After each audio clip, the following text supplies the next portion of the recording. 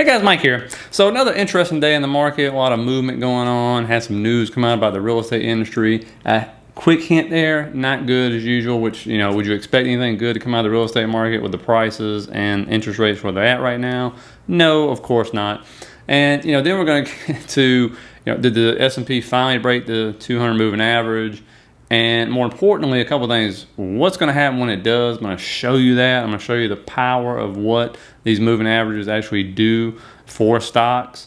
And then something about another index, a couple other indexes that have just quietly, moved up and gained some footing here and captured some of these moving averages, which nobody's talking about, right, at all. They're not getting any love because we're all focused on the S&P right now. And I'm going to show you that as well. But I got to start off by this right here. Look at this. I'd love to see the people that back the efficient market hypothesis explain this, and I'll tell you what that is in just a minute. Bed Bath & Beyond up 71% today. That's GameStop in the top right corner. You see how much it's up. Really quick pop quiz. Can anybody tell me what stock that is in the bottom right that's up, I think, 18% or something today?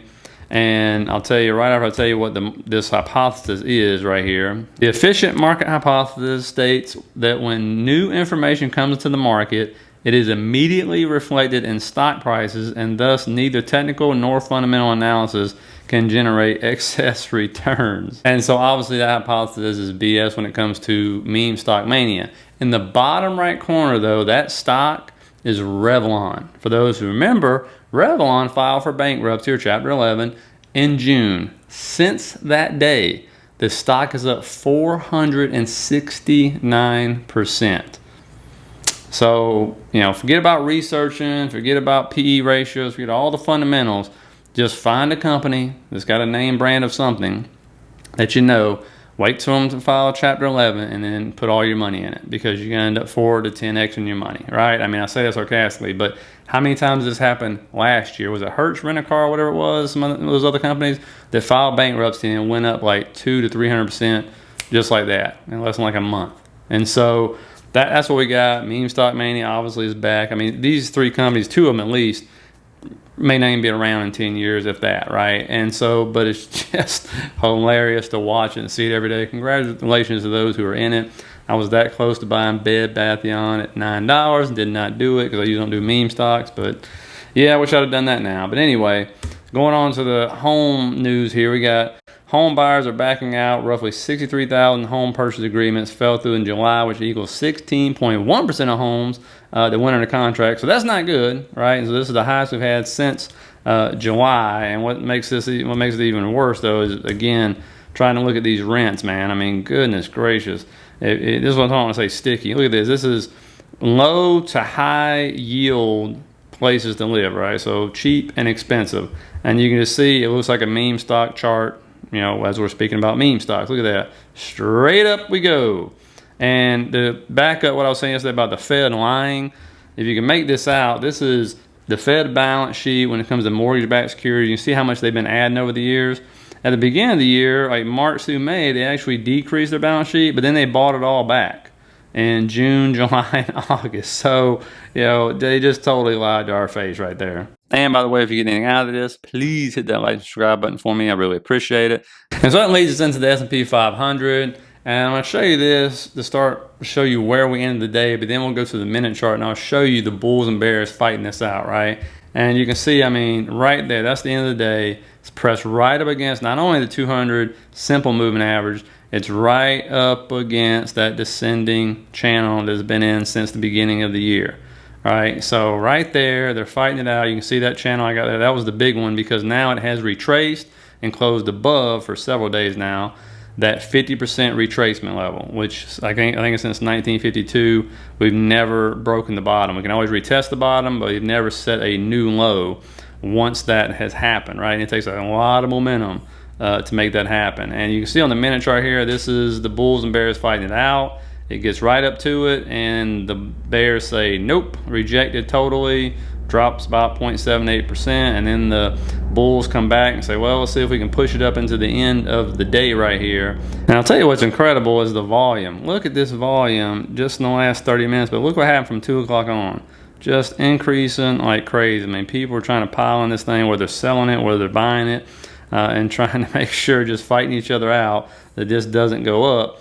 And if you look over here, you can see here's the Russell 2000. Well, guess what? It reclaimed its 200 SMA a couple of days ago, right? And hadn't fallen down below it since. So, but nobody's talking about that, right? Small caps, this is why a lot of people are putting money towards this, because, the Russell has made a huge comeback, as you can see. I mean, it is up almost 24% since the low in June, and it's still down 20% though overall for the years, you can see right here. So technically still in a bear market.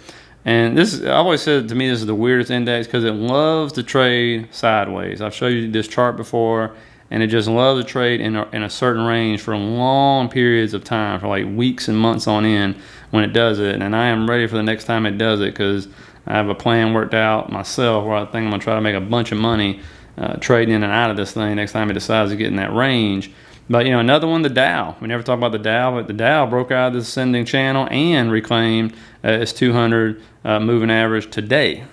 And, a lot of people are talking about, why are we talking about these moving averages? What's the big deal? And I'm going to show you that the thing about regaining moving averages is every time a major moving average is regained, which you'll notice in the chart usually happens, especially if it does a successful back test to it and continues to move higher, it's like jet fuel. It's like, what is it, the Fast and the Furious, when they turn on that nitrous in the car and just speeds the car up so much more. Well, that's what happens, especially when these indexes and stocks regain these major moving averages. And I'll show you right here on the weekly, when it comes to the 100 SMA, you'll get to see the power of what happens here and how much these charts respect it. And when you look at the QQQ, for example, look how many times, this is the 100 moving average, and this is on the weekly chart. Look how many times this index has bounced off the 100 moving average, and then look what happens when it regains it. Right, it regained it, retested it, and then just exploded up higher like crazy right there. And once again, you see retest, retest, retest. 2018, we did the crash, boom, it comes over, it regains, back test, huge move up. Again, look how many times it's bouncing off this 100 moving average on the weekly. I mean, just countless times there, right? And you can see, and we'll go all the way back to 2008, as you get to see all the times it's bounced off of it. But here you get to see what happened, right? It comes up, breaks the 100, tries to retest, fails, falls right through it, tries to come above it again, retest, fails again, then just absolutely plummets the rest of the way down. But then finally we hit a bottom, which of course you won't know you've done that. Comes up right there, retest, and then just takes off.